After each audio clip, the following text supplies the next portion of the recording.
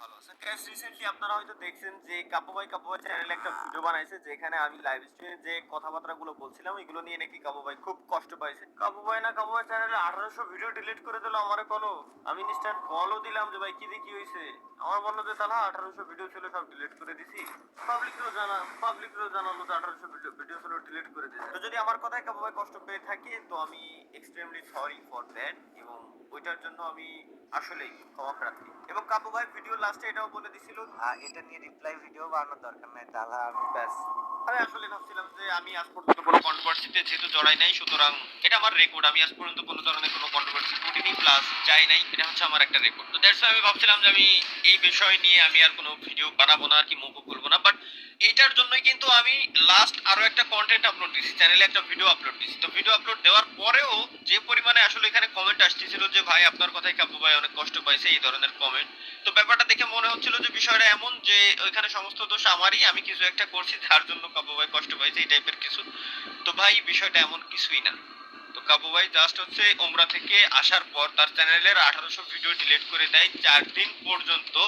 আপনারা কেউ জানতেনই না যতক্ষণ না পর্যন্ত আমি এই ব্যাপারে একটা ভিডিও বানাইছি। ভিডিওটা কি আমি এমনি এমনি বানাইছিলাম ভাই? এটুকু কি বুঝেন না? আমি তখন কল দিলাম যে ভাই আপনার চ্যানেলের ভিডিও সব কই। দেন আমার কাব্য ভাই অনেক ধরনেরই কথা বললো যে তাহলে আমার লাইফে কি কি চলতেছে তোরে আমি ভাইয়া বুঝাইতে পারবো না, তো এই জন্য ভিডিও যা ছিল সব ডিলিট করে দিছি, আমি আর এই ভিডিও পাবলিক করবো না, এই টাইপের কথাবার্তা, ঠিক আছে? তো দেন আমি ভাইরে বললাম যে তাহলে কি আপনার অডিয়েন্সে জানানো দরকার নাই এই বিষয়ে? দেন কাবু ভাই আমার বললো ঠিক আছে তাহলে তুই জানাই দে। দেন আমি জিনিসটা জানাই দিলাম আপনাদেরকে স্টোরির মাধ্যমে। তারপরে এটা নিয়ে একটা ছোটখাটো হাইপ ক্রিয়েট হইলো।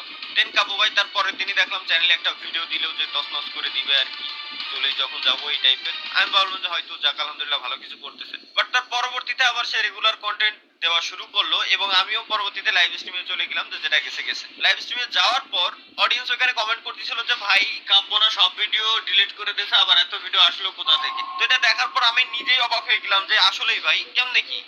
দেন আমি স্ট্রিমে থাকা অবস্থায় ভাইয়ের চ্যানেলে গেলাম, কাপু ভাই না কাপু ভাই চ্যানেলে 1800 ভিডিও ডিলিট করে দিল আমার কোনো।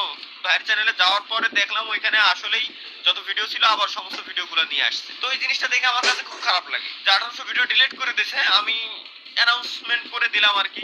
যাই হোক আমি নিজেই দিলাম। 1800 ভিডিও যখন পাবলিক করলো তখন বিষয়টা আমার কি জানানো একবার উচিত ছিল না? তো এই জিনিসটা জানাই না। দেন আমি স্ট্রিমে থাকা অবস্থায় ভাইরে কল দিলাম, যে কল দিয়ে জিজ্ঞেস করলাম ভাই কি দেখি হয়েছে কি দেখি।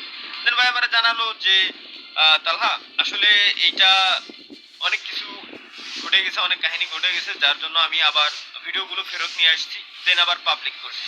আমি বাইরে জাস্ট এইটাই বললাম যে ভাই তাহলে কি আমার একবার জানানো উচিত ছিল না আপনার? এটা দেখে আমার খুব খারাপ লাগে, আমি ইনস্ট্যান্ট ফোনটারে কেটে দিই, কারণ আমার জানাই নাই। ভিডিও যখন ডিলিট হয়েছে তখন জানাই, আমি নিজেই ফোন দিছি।